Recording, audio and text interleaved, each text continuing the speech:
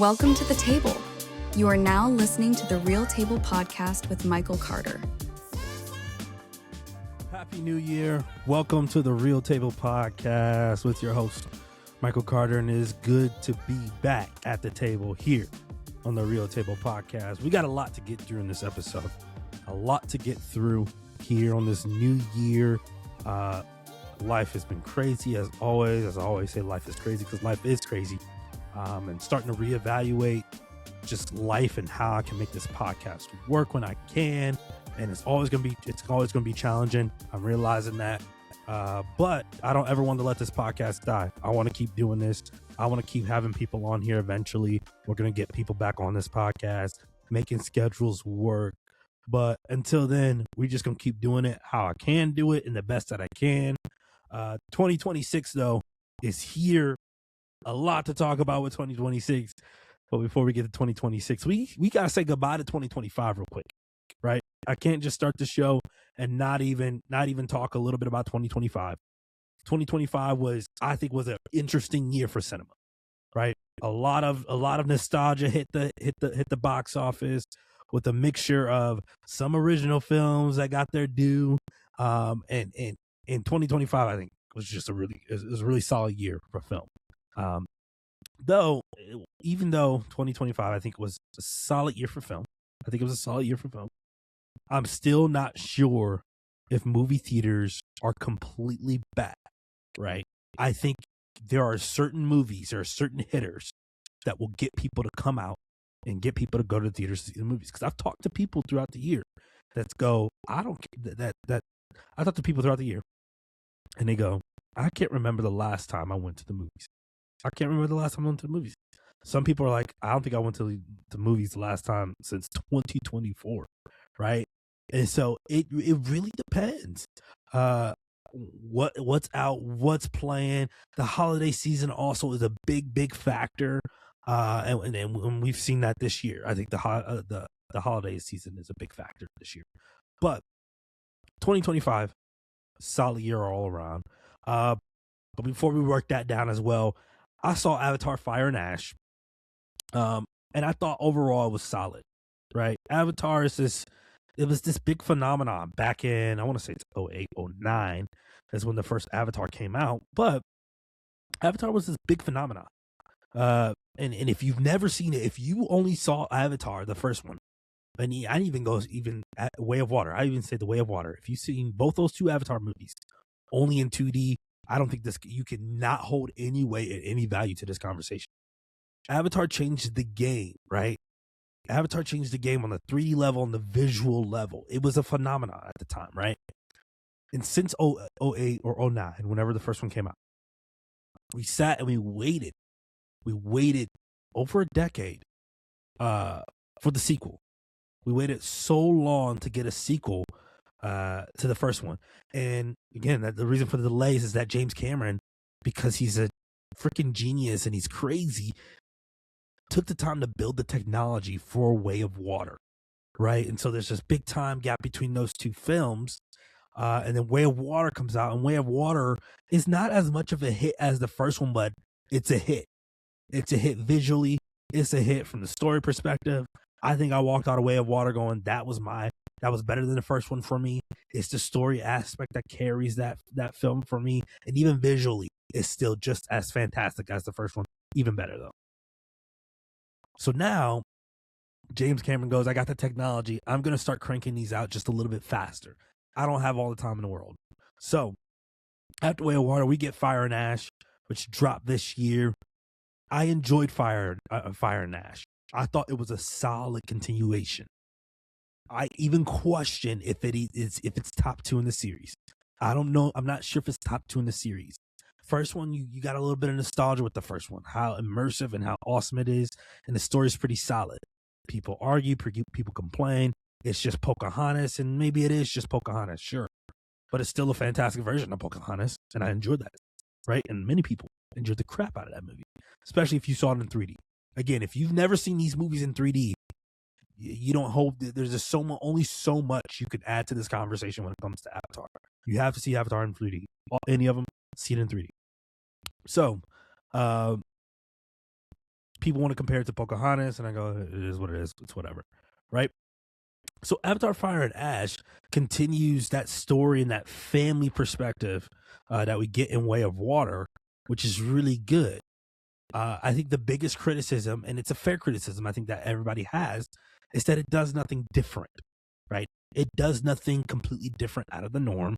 It keeps to what it knows best. James Cameron keeps the main thing, right? I feel like I keep hearing that phrase more and more and more. He keeps the main thing, right? Which I think in itself is a good thing and it's a bad thing, because then you get this movie of Avatar that knows exactly what it's trying to be and knows what it needs to do, and it does that.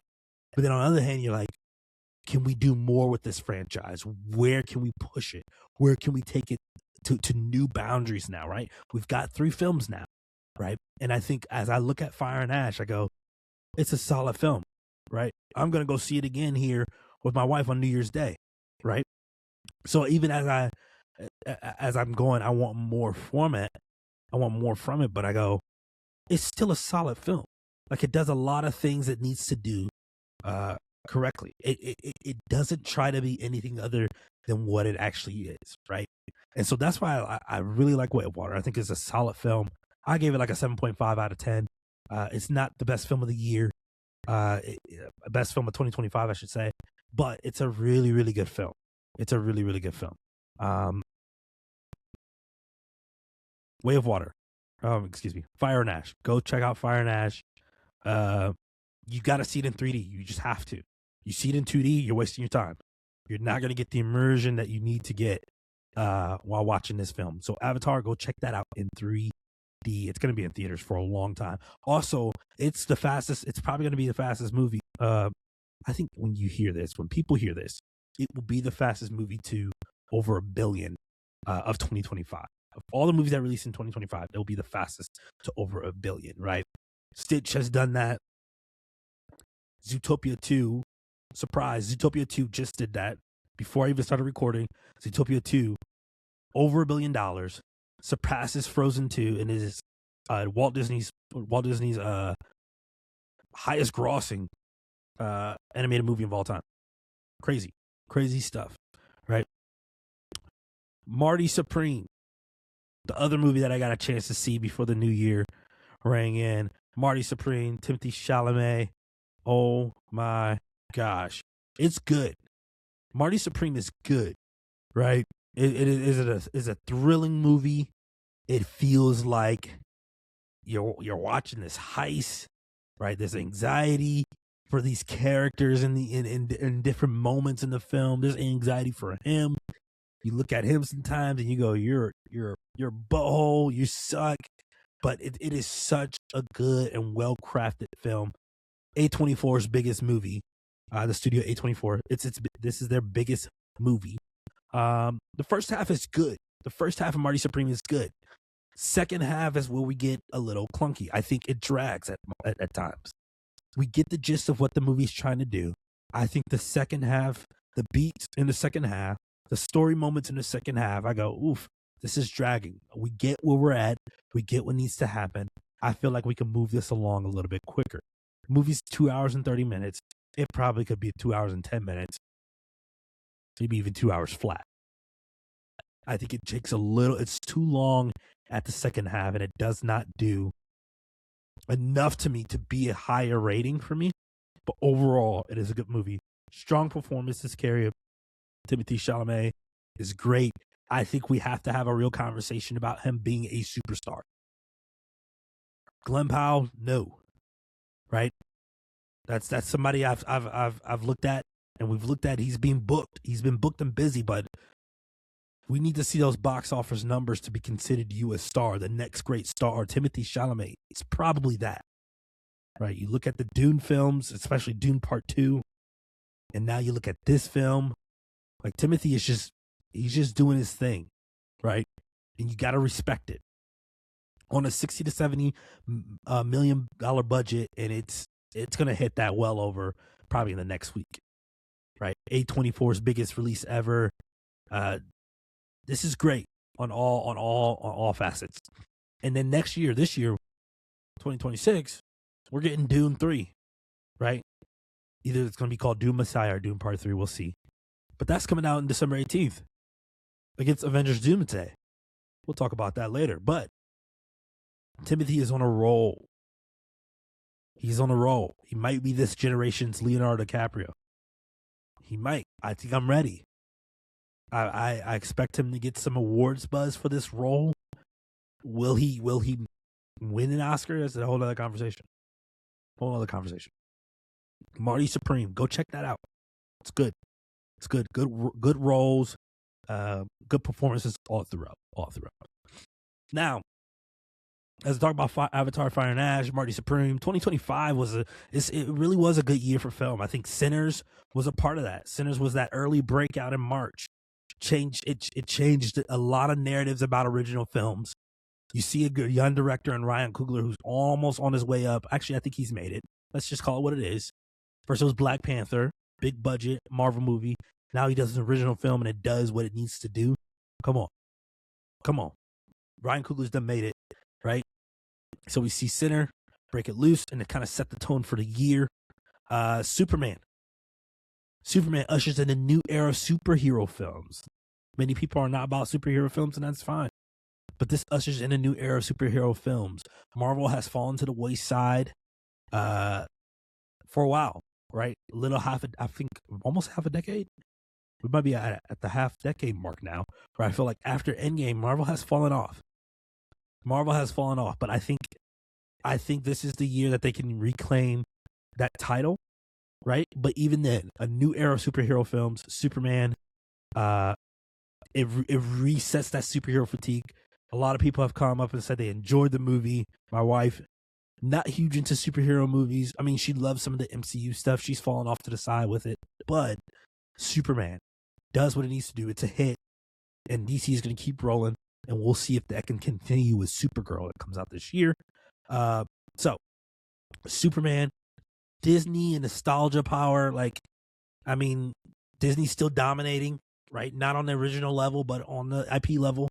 On titles that we know, Lilo and Stitch dominated the box office, right? Over 1 billion worldwide, and like merch and sales and all that stuff. It's just so much money to the Mouse House, right? And then we got Avatar and Fire Ash, $1 billion, over $1 billion in like 2 weeks now. It's the cinema event, one of the biggest cinema events of the year, right? So Disney is still doing what they do best, right? They're taking a lot of their solid properties that they know is going to make them some money, and they're putting them out there and they're letting people go and go see them. It's nostalgia. Nostalgia's winning right now. Unfortunate. Netflix and Warner Brothers deal. Didn't get a chance to talk about this this year or in 2025, and I think this is going to be an ongoing conversation throughout the year. That Netflix Warner Brothers deal, if you haven't been paying attention, Netflix has bought Warner Brothers, right? Entire library and studio. The deal hasn't gone through yet, but this is huge, people. This is huge on all boards, across all boards. Netflix's main goal, since they've started doing what they've done, their model, which is streaming shows and streaming movies. Their goal is always attract subscribers to subscribe to Netflix and keep those subscribers by churning out so much content, right? Some of it you'll never ever see. Some of it gets one season, it gets canceled. Some of it's just mid-series. And then you have every now and then a show that'll blow up, like a Stranger Things. It'll blow up and you know about it, right? The reason I say this is bad is because the cinema attendance isn't trending the right way. Not everybody is not going to the movies like they used to do. Before COVID was a different story. Now it's all about streaming. Now it's all about, okay, what's this one movie? What's this one thing that's out that looks good that I see that I'm going to go watch and I'm going to go spend money, right? Cinema is expensive. It's expensive for families. I know a family that went to go see Zootopia, but they hadn't went to movies as a family. Got to be at least over a year because the cinema is expensive, right? They're going to sit at home and they're going to put on streaming instead, right? Streaming is king, right? It still is where the money is, unfortunately, right? And so Netflix buying Warner Brothers isn't a good sign because Netflix is not about the theatrical game. They are completely against the theatrical game, right? They want to win Oscars. They want all the awards. They want buzz, but they're not willing to play the game, right? And unfortunately, some of these creatives are in bed with Netflix because that's where the money is, right? So this Netflix Warner Brothers deal is not good for movies because Netflix only cares about streaming, and they're not going to put forth the effort for theatrical. Now, people have been saying, and I think I've seen some quotes where they say, not a lot would change for Warner Brothers. They're going to keep doing what they're doing. But who knows? We know how corporate people work. Who knows if they're actually going to shift and go, we're going to let things be with Warner Brothers and keep operating Netflix as is. Because if Netflix is smart, they would let Warner Brothers operate the way that they're operating. Keep letting it operating the way that it needs to operate, right? You play the theatrical game with Warner Brothers. You have your streaming game with Netflix. Don't combine everything into streaming. Disney found that out the hard way, right? Disney Plus is all about nostalgia now, right? They're not putting forth that much effort and that much push into streaming. Why? It's not where it's at, right? If it's not about nostalgia, right? If it's not about those old Disney movies, nobody's got the time, nobody's going to care, right? Marvel was a good example of that. They tried it with these Marvel TV shows and these specials, and everybody realized they don't have time to keep up with these shows to watch and to play into these movies, which brings me to my point eventually about Avengers Doomsday, which we'll get to that in a second. But this deal is not good, right? Netflix already does a lot. They don't want to play the theatrical game. They want awards. They want recognition. They want to push for the buzz, which is why some of their films only get two-week windows. Wake Up Dead Man, the new Knives Out movie, only got a 2-week window in theaters. You probably didn't even know that. Right? So this deal is not good. Now, it's better than Warner Brothers being bought by Paramount. Whole nother story for another time. But this deal could be pivotal in the long run for cinemas, and in a space where movies aren't the same anymore. People aren't going as much as they used to. They're showing up for the Avatar and Fire and Ash, the Zootopia, even Sinners. If it's something they care about, if it's something that's well promoted, produced, they'll show up. But man, if you're just an Edgar Wright and a Glenn Powell, unfortunate. Sorry, I had to use those names, but people are not showing up. So, with that being said, my top films of 2025 as we close out the wonderful year. So, if you got time and you got some movies that you want to watch, check these out. I did 13. I probably could have fit in a little bit more, but I decided to go with 13. Number 13, I go Marty Supreme. Marty Supreme could easily make its way up into the top 10. But I go number 13, I go Marty Supreme. I think if better second half, it moves up quite along the list. I think all the rest of the films that I'll tell you about, the rest of the films in front of it, in my opinion, are a little bit more complete than Marty Supreme. But Marty Supreme at 13. Number 12, Avatar, Fire and Ash. If the movie did something just a little bit more different for me, didn't play along the same beats of the first two movies, which is fine, and I respect it. It could go a little bit higher, but number 12, I feel like is a nice space. Avatar, Fire and Ash. Number 11, Weapons, a solid movie, solid horror film. A little bit of witchcraft that gives me a little bit of the ick, but it's okay. It's okay. Still a solid movie.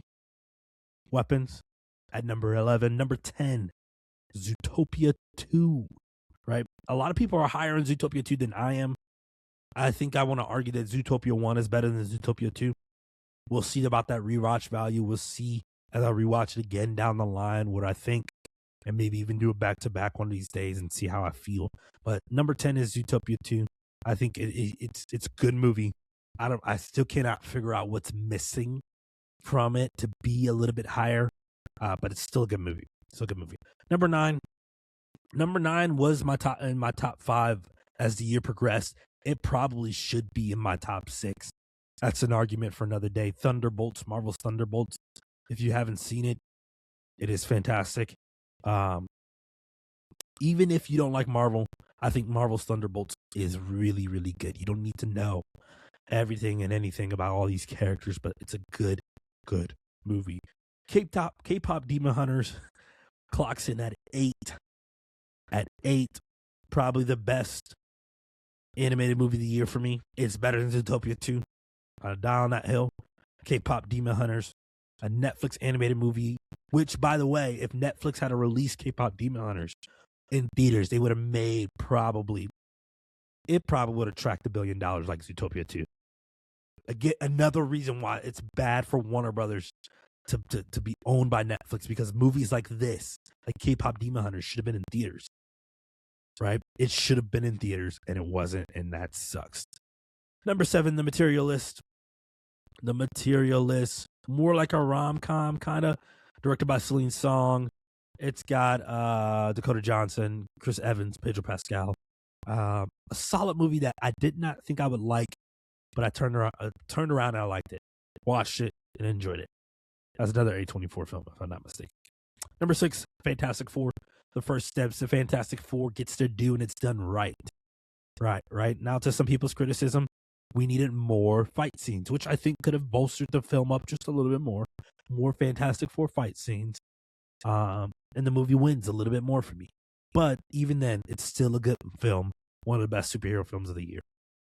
Number 5, F1, starring Brad Pitt, which is on Apple TV. If you have that, check that out. It's just a feel-good movie, right? The story isn't impressive.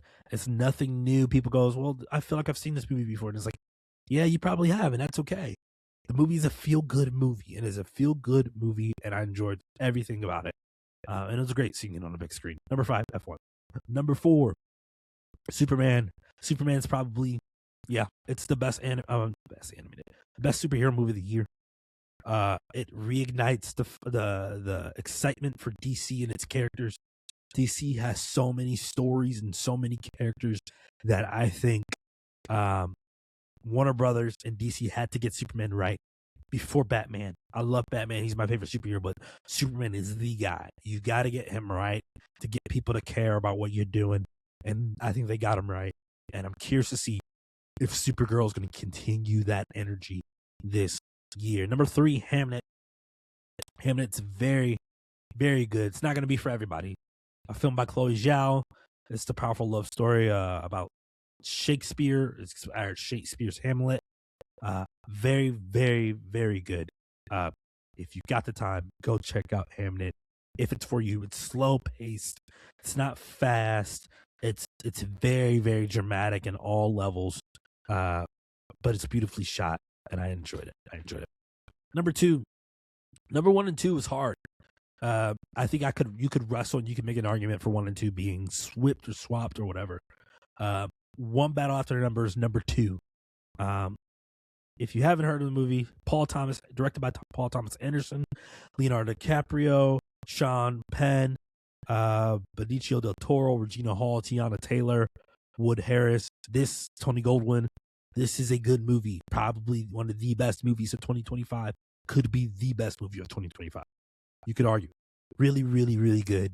Not Leo's best film, but it is a great movie with a great story, shot beautifully. I wish I had seen it in theaters. But life, like I said, life always happens. And then number 1, Ryan Coogler's Sinners. Sinners was the movie event of the year. Nothing else comes close to the dynamic storytelling in Sinners. Ryan Coogler was in his bag. He deserves every penny. He deserves every green light on feature films, on TV series, on anything he produced, because what Ryan Coogler touches turns into gold. Sinners is my top film of 2025. Now, let's shift to 2026.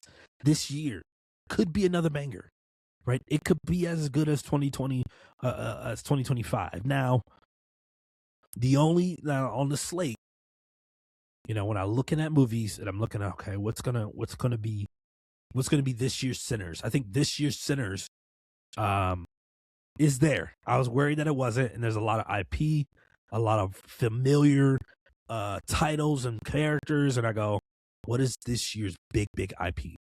big original film. Actually, two.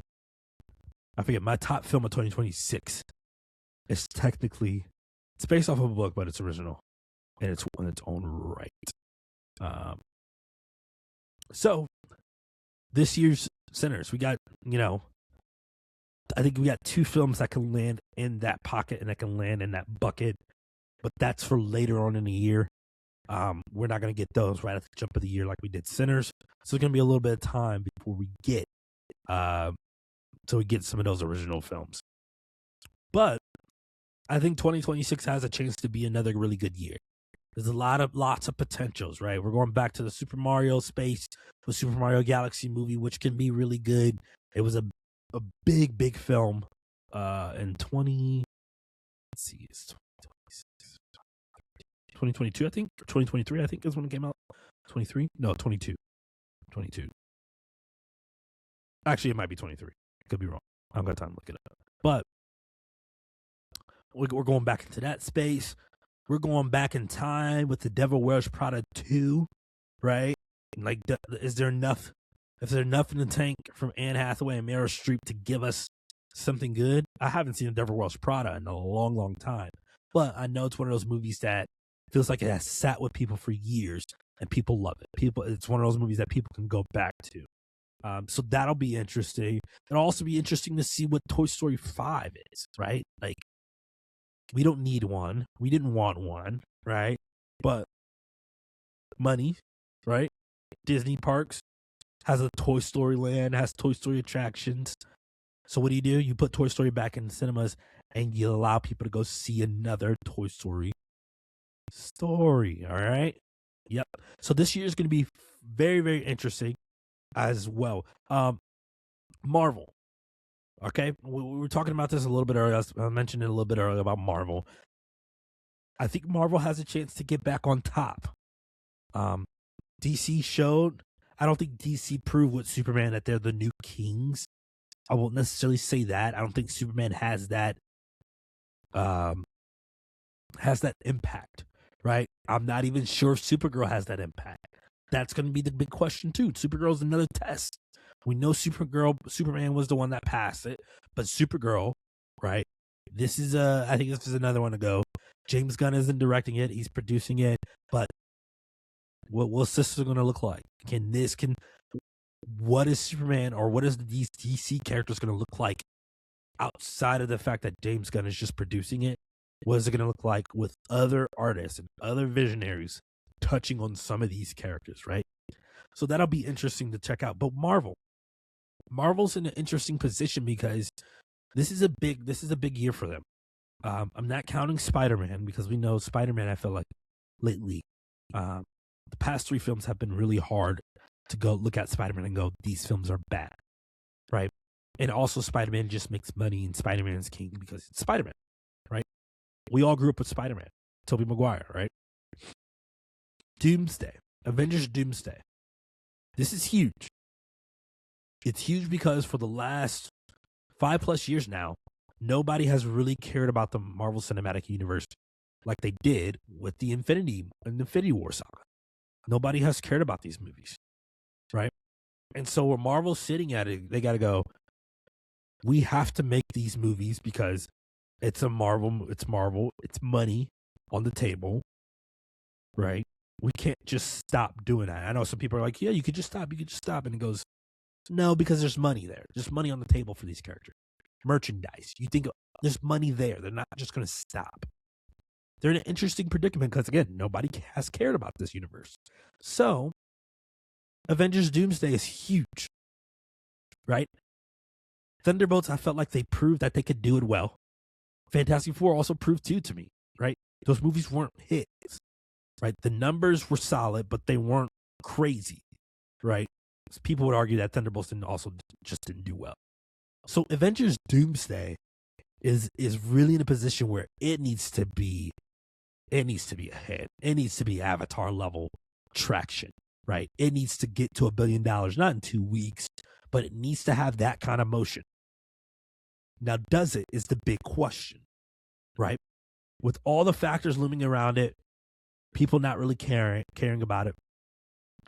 I think Marvel's hitting this movie from the perspective of we get nobody has seen these movies, and so we're not gonna spend time caring about these movies and these shows that we created in this span of time, but instead we're gonna work with what's familiar.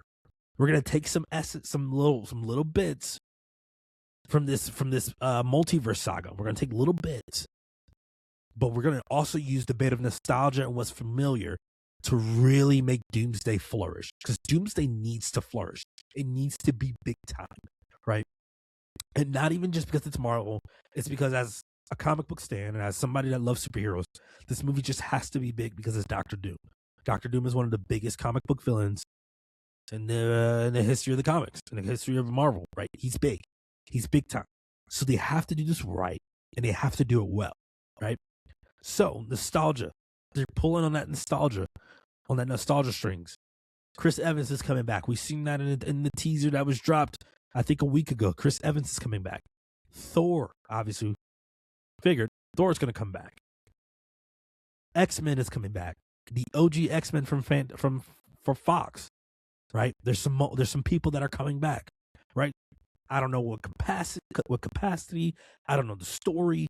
They're coming back. That's all I know, right? Disney's gonna lean heavily on the nostalgia, on what's nostalgia and what's familiar to bring people back to the seats. That's why when people go, is this movie gonna be successful? I go, it's going to be successful. Why? It's an Avengers film, and also it's nostalgia. You've got X-Men in there, right? It's rumored Spider-Man's gonna be in there. Tobey Maguire Spider-Man, right? Even if not this one, they're in the next Avengers film, which comes out in 2027, right? So it's interesting. It's going to be really interesting. And they've already started with the promo, and I think the promo is beautiful for this. Just one little teasers, couple little teasers that are probably less than a minute, that show different moments between certain characters. Chris Evans as Steve Rogers, Chris Hemsworth as Thor, and then there's supposed to be at least two more teasers that are on its way, taking us into a bigger teaser, which you'll probably see sometime, maybe in January, maybe February. We'll see. Point being, there's a lot riding on this film. Kevin Feige needs every ounce of his geniusness to come out with this film, and it has to hit. This film just has to be good, right? They got the Russo brothers back again, using what's familiar to win the day, right? That's what they have to do, and I think that's what they will do. So, can Marvel become king? I think Marvel can become king again. We'll see how well Doomsday is, but Marvel needs this. It needs this big time. Big time. Now, beyond Marvel, the first movie ever shot completely in IMAX, The Odyssey. Yes, The Odyssey, directed by Chris Nolan. Y'all, this is the movie, probably the movie of 2026, right? In most people's lists, depending on who you are, what you prefer, what are your priorities when it comes to movies. The Odyssey is one of the top movies heading into 2026, and it is no question. It is no question that there's an all-star cast lined up, and the film is shot entirely in IMAX, right? Entirely in IMAX. So I'm not going to go on a whole tangent on IMAX and what it means. I don't got the time for that. Look it up. It is probably the best way to watch a movie. No cap. Right? So Chris Nolan is adapting The Odyssey, which is huge, and all of its glory and all of its layers. I expect this film to be a 3-hour movie, a 3-hour long movie.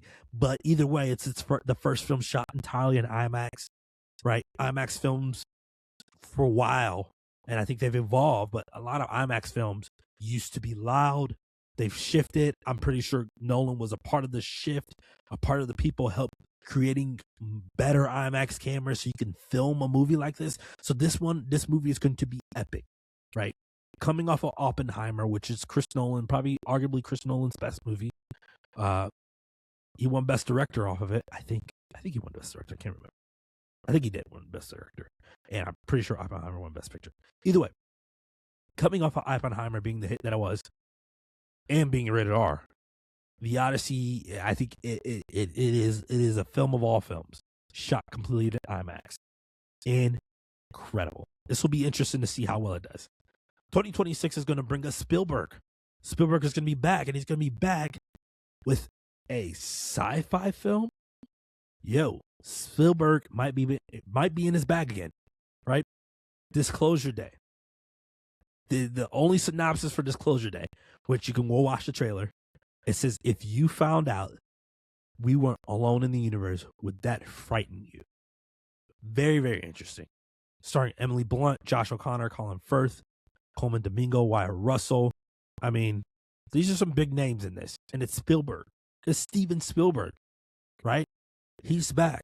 And I'm curious to see if this is one of those films that are also going to have some awards pushed to it, right? I know people go enjoy a film and not think about if it has awards energy or not. And I hear that, but I go, it's Steven Spielberg.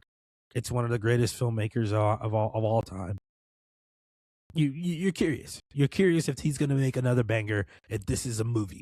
If this is a movie that is going to have doves of people out to go see it. And I think it will. Now, let's get to my list. My most anticipated films of 2026. I started with 12 on this list. I could add more, but I started with 12. 12, I got Toy Story 5. Right? I had a little bit of Disney in there. And I could argue it's either Toy Story 5 or Hoppers. The other Disney Pixar film that comes out in March. But Toy Story 5, I mean, Toy Story, right? I enjoyed Toy Story 4 for what it's worth. It wasn't amazing, but I enjoyed it. I enjoyed what the movie was. But Toy Story 5, I don't know. I think this is going to be an interesting one. I think the iPad is a villain in this movie, and they're taking real world times and putting it into this movie. And I'm curious what the messaging is going to be behind this film. So Toy Story sits at 12. It couldn't make my top 10 because I didn't want it, didn't need Toy Story. And I think there was also tension from me making it even number 12. Again, I could flop it with the other Disney film that's supposed to come out. Hoppers, Disney Pixar film, Hoppers. But 12. Number 11, Dune Messiah. Dune Part 2 was epic, right? Some would call it a masterpiece. I'm intrigued and excited, yet a little bit excited to see where the story continues. But for right now, I need more about this next story. I heard the next story is going to be different, right? We'll still get Timothée Chalamet. I'm pretty sure Zendaya also shows up, but there's a time jump. I'm curious to see how the story continues, and I've heard that Dune Messiah is a huge undertaking. It makes me nervous. Denis Villeneuve, excuse me for mispronouncing his name, he's shown that he can carry films, right? He's shown that he can carry a film like Dune. I just need to see something, right? And also, Dune and Avengers Doomsday are supposed to come out on the same day, right? Words on the street is that Warner Brothers is not going to shift its time. I'm begging Warner Brothers to rethink that immediately. Dune Part 2 was a hit. It was a hit when it came out, I believe, in March of, I want to say it's 2023 or 2022. 2023. I'm going to go with that, 2023. It was a hit. Actually, it came out in 2024. That's crazy. Time has flown. 2024. Either way, whenever it came out, Dune Part 2 was a hit. What Dune Part 2 didn't have when it came out was competition. It didn't have any competition. It kind of owned those 2 months before anything interesting came out. The difference is you're going up against Disney, right? And you go, okay, what Disney? It's not an original film. It's a film that has characters that already exist, right? You can make the argument that that people don't care about Marvel, right? We talked about this, that people don't care about these characters. What did I say about Doomsday when we were just talking about it? Nostalgia and what's familiar. That's what Disney is going to be pulling on. I don't know what Dune Messiah all entails. I don't know what this next film entails, but it has to be dang good, and it has to be dang good, or else Warner Brothers is in trouble. Now, keep in mind, Disney is going to make. Dune is going to make their money. Warner Brothers is going to make its money, right? But I'm telling you, when you're going against a film like Doomsday, that's going to pull on nostalgia, that's bringing in old characters that people love, right? And that's on top of merch. Kids, does Dune Messiah even stand a chance? Kids, right? Never mind anything I said. Never mind about nostalgia. Just think about kids, right? Unless there's some niche little circle of kids that love Dune, I don't think a Dune Messiah stands a chance against Doomsday, like without a doubt.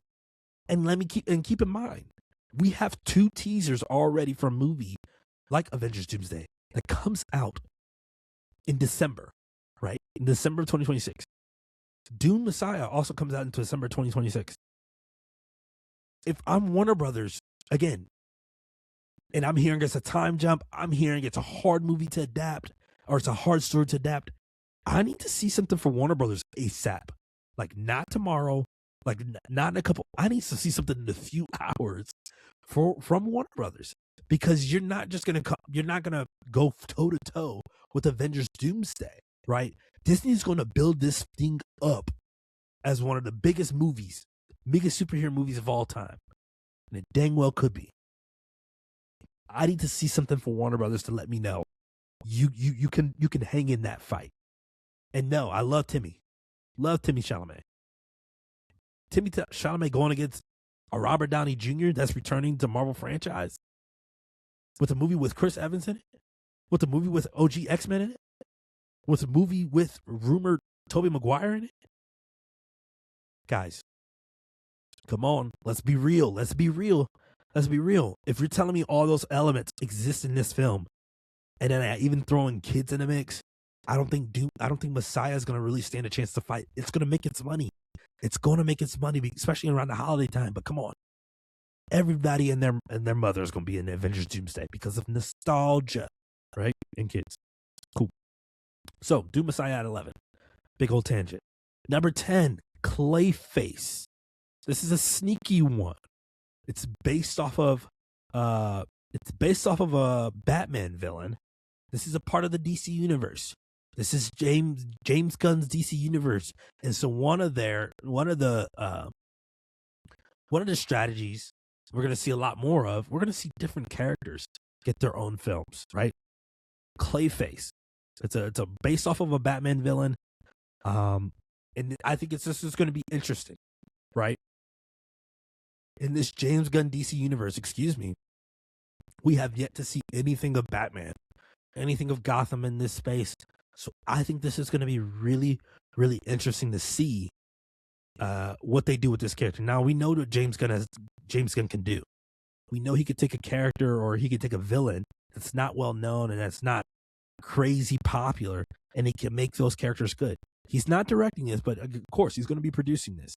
I have a good feeling about this film, and I think they're going to play less on the campy villains, the campy superhero side of things, but I think we're going to get something on the lines of a Joker, right? Something on the lines of the Suicide Squad, which that one was directed by James Gunn.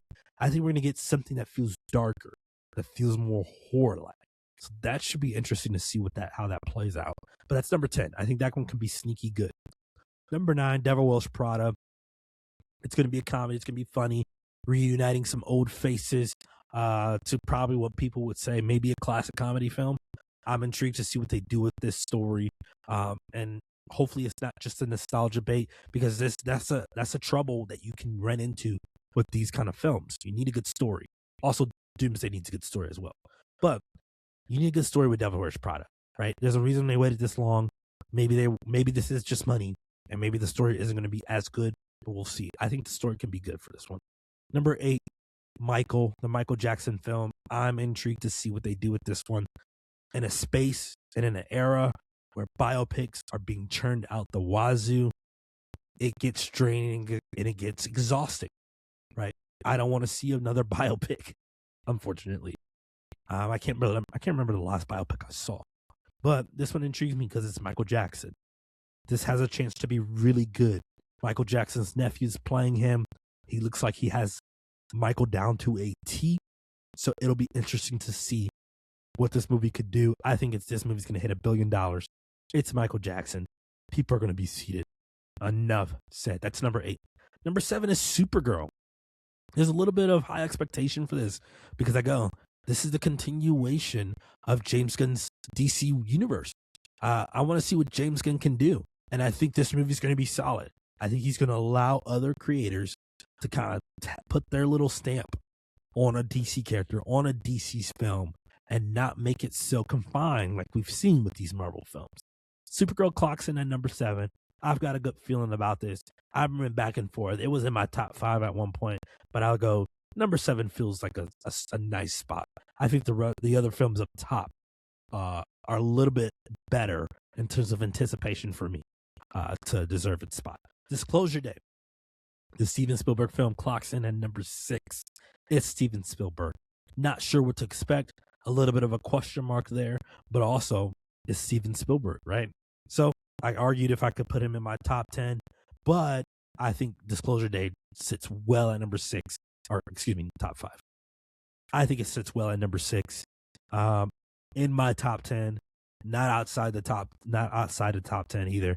I think it deserves a place right there in the top 6 of the most anticipated. Number 5, Avengers Doomsday. As I said before, it's a huge film. It deserves. There's a little bit of an anticipation there because you're wondering how Marvel's going to land this thing. We had a build up to Endgame, to Infinity War. We had build-ups to those films, and so where there's no build-up, how do you get people to care about these films? It's gonna take some nostalgia, and it will. It's gonna take a lot of nostalgia. But where's the story? Where's it gonna go? It's gonna sit in my top 5 because I feel like Disney knows, Kevin Feige knows, the Russo brothers knows.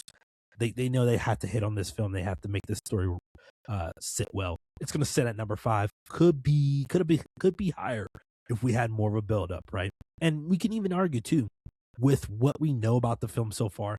I could argue you could drop that and you could put Disclosure at number 5. Disclosure Day at number 5. I think you could argue that, or you could argue Michael taking the 5th spot. There's an argument for those. Number 4, the Super Mario Galaxy movie. The Super Mario Brothers movie was just amazing in all facets. It's just a fun movie. It tugs on that nostalgia. Again, I said nostalgia a lot this episode. It tugs on that string a lot. And for me, the story wasn't amazing watching Super Mario Bros., but the movie's just fun, and that's what it needs to be. I think this film can also be fun. There'll be a lot of tidbits, I think, of some of the Super Mario games in this film. I'm intrigued to see how they continue this world and continue this universe, and I bet we get more films and more spinoffs. I think there was a Donkey Kong film in the mix. It's going to be really interesting to see what they do with this universe. Number 4 feels right. I'm excited for this film, which I think that was due in April. Number 3, The Hunger Games: Sunrise on the Reaping. The trailer was phenomenal. The trailer is phenomenal for this film, directed by Francis Lawrence. He directed The Ballad of Songbirds and Snakes. I think I got high hopes on this film because I think Francis Lawrence is going to capture some of the same essence of that last film. And I think we're going to really get a good, dark, epic look at Haymitch's games, which a lot of fans have been wanting for years. Susan Collins made it a book. Is it by Susan? I think it's Susan Collins. I'm going to say yes. That name feels right. She made it into a book, dropped it, and now they're going to do a movie. That's going to be out this year around Thanksgiving time. I'm intrigued. I think it's good. It's going to be good. It's in my top 3. Top 2. This wasn't super hard. This felt right. Spider-Man Brand New Day clocks in at number 2. This could be the biggest Spider-Man film of all time. A lot of layers, a lot of moving pieces. But, one thing that gives me hope is Destin Daniel Cretton. Destin Daniel Cretton has proved to be a solid, really good filmmaker. Shang-Chi was the one that he directed recently. I love Short Term 12. He directed that a while ago. But Destin Daniel Cretton proved that he could be a really good director, and I think Spider-Man fits him so well. A lot of moving pieces, a lot of rumors on who's in it, who's not in it. I don't want to speak too much to that right now, but I just know that if a lot of these pieces come together and that they do it right, it will be without a doubt one of the best Spider-Man movies of all time. But it could be the best Spider-Man movie of all time. We'll see. Even better than even better than No Way Home. We'll see. Number 1, I was talking about it earlier. It's too easy. The Odyssey, right? Chris Nolan filmed an entire film in IMAX. People, that's legendary, right? Look up IMAX when you get a chance, and you'll see why it's a big deal, right? There's not many theaters that carry that format. There's only a select theaters that carry that format, but it's one of the biggest formats in the world, right? And it's one of the most prestigious ones too, right? The Odyssey, number 1. I expect Nolan to do what Nolan does. I just hope it's really good. I hope it's one of the best films of the year. I hope it takes home Best Picture of next year. Like, I hope it does the things that it could do. We'll see. 2026, there's always different films. Every year, there's always a film that pops out of nowhere that becomes one of these films that I love, and that I didn't see on the radar and I didn't see coming. But for right now, The Odyssey is my most anticipated movie of the year, and I hope it crushes all odds. Excuse me. So, that was a lot. But this year's going to be a lot. There's going to be a lot happening. There's a lot more films that are coming out that I didn't even mention. But I'm excited about 2026. It has a chance to be an incredible year. I'm going to try to cover it as best as I can. But until then, go watch some movies. Go watch Avatar Fire and Ash. Go watch Marty Supreme. Right? Go take into some of these other 2025 films, and let's prepare for 2026. It's going to be a great, great year. Thank you. Thank you for listening to the Real Table Podcast. Go see a movie. Go support movies and cinemas while they're still around. A lot of people think that in the next decade, maybe more, theaters could be dead. So go take advantage of the experience. Go to the movie. Go get a bag of popcorn.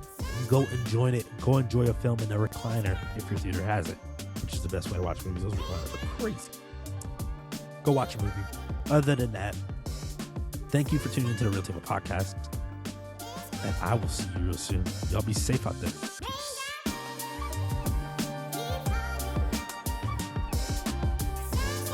Thanks for listening to today's episode. If you're enjoying the deep dives and the conversation around film, be sure to share and follow the podcast. Once again, thanks for coming to the table, and we'll see you next time.